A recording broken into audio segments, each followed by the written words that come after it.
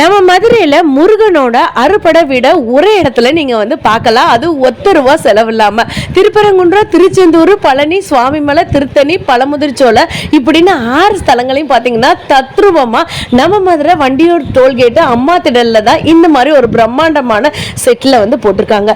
இங்க வந்து பார்த்தீங்கன்னா மக்கள் எல்லாரும் கூட்டத்தோட அலமோதி வந்துட்டே இருக்காங்க. நானும் போயிட்டு என் அப்ப முருகனை போய் பார்த்துட்டு வந்தேன். கோயிலுக்குள்ள இருந்து வெளியில வரும்போது ஒரு நறுமணம் என்ன அப்படியே இழுத்துச்சுங்க. அதுதான் இந்த காவடி வைப்ஸ்.